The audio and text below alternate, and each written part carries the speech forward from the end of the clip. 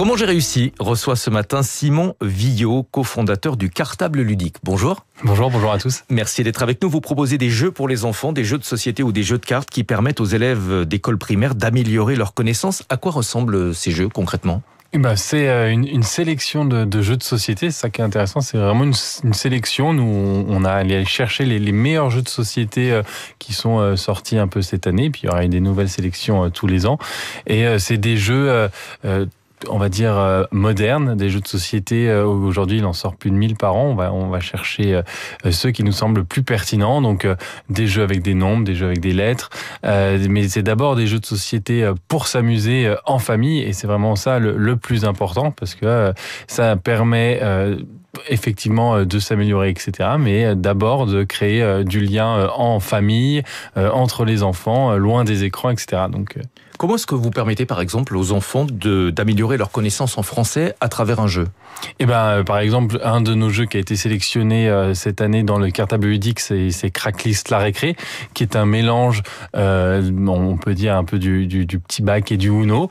Et donc, ça va être un jeu très fun, très rigolo. Il va falloir qu'on trouve des mots avec des thèmes, il va falloir qu'on se débarrasse de cartes. Et en fait, ce qui est vraiment très intéressant avec les jeux de société, c'est que sans s'en rendre compte, vraiment juste en s'amusant, les enfants, ils vont développer des compétences, ils vont fixer des compétences qui travaillent à l'école. Par exemple, chercher les initiales, chercher des mots, c'est quelque chose qu'on fait tous les jours dans le dictionnaire ou dans des recherches documentaires. Et là, ils vont le faire dans un jeu et ça va vraiment les aider au quotidien à faire ça autrement. On dit souvent que les enfants apprennent mieux en s'amusant. C'est une impression ou est-ce qu'il y a des études qui le confirment ? Alors, il y a des études qui le confirment et on voit d'ailleurs que c'est des choses qui ont été prises en compte.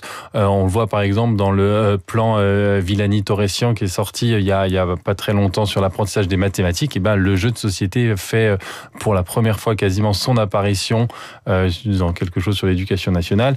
Et puis il y a de très nombreux professeurs qui font des articles ou qui utilisent déjà les jeux de société en classe, et c'est ça qui nous a motivés, c'est qu'on savait que c'était déjà quelque chose d'utilisé et qu'il y a des fois besoin d'un petit coup de pouce pour aller un petit peu plus loin. Ces jeux permettent aux enfants de perfectionner leurs connaissances en français, en mathématiques. Pour autant, vous dites que ce ne sont pas des jeux éducatifs. Quelle est la nuance ? La nuance, c'est que d'abord, le but des jeux, c'est de s'amuser. Et c'est vraiment ça qui est important. On n'est pas là pour apprendre quelque chose. On est d'abord là pour s'amuser, pour passer un moment en famille, pour, on va dire simplement, rigoler et passer du temps.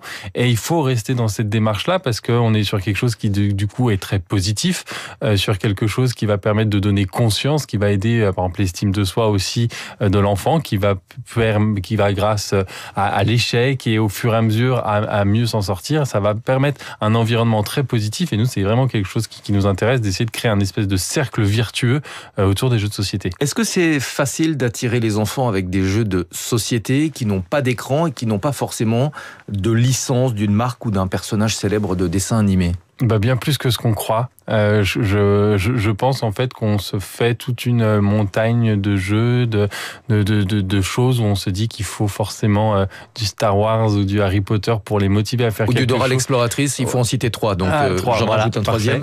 Et en fait, non, les enfants, ils veulent être avec leurs parents, ils veulent être avec leurs grands-parents, ils veulent être avec leurs copains, et quand on leur apprend un jeu, quand c'est un jeu qui est vraiment bien, qui est intéressant, qui est adapté à leur âge, et c'est ça aussi la force du Cartable Ludique, c'est que on va leur permettre d'avoir des jeux qui ont été sélectionnés pour plein de bonnes raisons. En revanche, la concurrence des écrans est toujours très vive, surtout à cet âge-là. Alors la concurrence est évidemment vive. Après ça dépend vraiment de comment on veut vivre la parentalité ou à la maison ou tout ça. Les écrans, ça peut être quelque chose. Je rappelle que ça n'est pas recommandé pour les enfants les plus jeunes. Évidemment, mais on peut tout à fait apprendre. On voit on fait assez vite une opposition entre les jeux vidéo, les écrans, les jeux de société.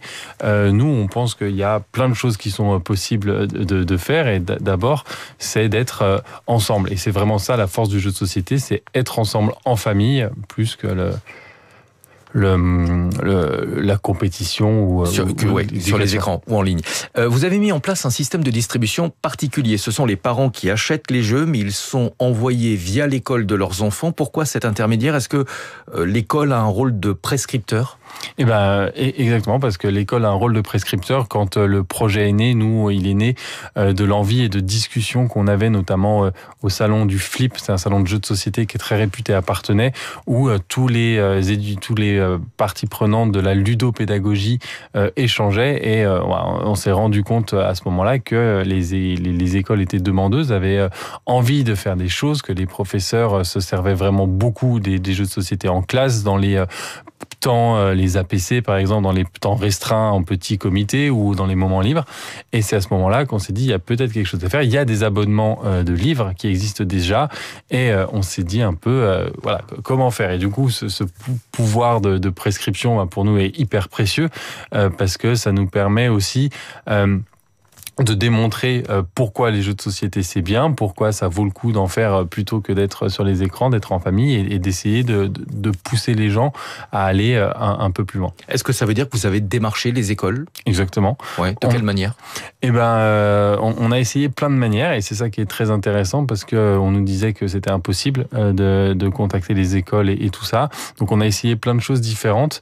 On a essayé du mailing, on a fait du flyer, on est allé sur quelques salons professionnels, et ce qui a été incroyable, c'est que tout de suite on a eu un accueil vraiment très très fort, déjà parce on travaillait avec quelqu'un de spécialiste au sein de notre équipe, donc ils voyaient bien que c'était pas des bêtises et qu'on n'était pas juste en train de leur vendre un jeu de maths tout bête. Donc ils voyaient bien que ça allait beaucoup plus loin, qu'on réfléchissait vraiment par rapport aux compétences qui se sont travaillées en classe, et pas seulement des compétences scolaires. Et c'est ça qui est assez intéressant, c'est que on peut aussi aller chercher de la concentration, on peut aller chercher de la phonologie, de la mémoire, enfin plein de choses qui sont aussi autour et dont les enfants ont vraiment besoin. Les écoles peuvent également y trouver leur compte, puisqu'elles bénéficient de jeux gratuits si elles réussissent à convaincre suffisamment de parents.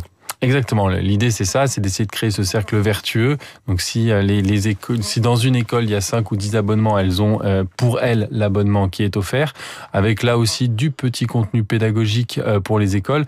Et c'est ce que j'expliquais un peu tout à l'heure. Notre objectif, c'est de faire un espèce de cercle vertueux, c'est-à-dire que là où la professeure va se servir du jeu pour une activité en classe, un des enfants va se souvenir qu'il l'a chez lui, connaît les règles, va aller le chercher dans la cour de récréation, va l'apprendre à ses copains, et donc on va pouvoir comme ça jouer de plein de manières différentes. C'est votre première année d'existence, le cartable ludique. Quel est le point d'équilibre ? Combien de jeux est-ce que vous allez devoir vendre pour devenir rentable ? Alors il faudrait qu'on arrive à 10 000 abonnements. Oui. Ce sont des abonnements, voilà. Voilà, c'est ça, c'est 10 000 abonnements qu'il faudrait qu'on arrive à atteindre. Vous avez déjà quelques centaines depuis la rentrée. On en a déjà plus de 600, donc on est très content. Là, c'est toujours un moment très charnière. Vous avez reçu Maped il y a quelques jours, et il disait que c'était très concentré sur la rentrée. C'est exactement la même chose pour nous, sauf que nous, on a très peu de recul, donc on attend de voir. Nous, on espère vraiment que les professeurs vont pousser le projet, parce qu'ils ont reçu toute la documentation et tout ça. Merci beaucoup d'être venu ce matin, Simon Villot, cofondateur du Cartable ludique. 6h22, les classiques.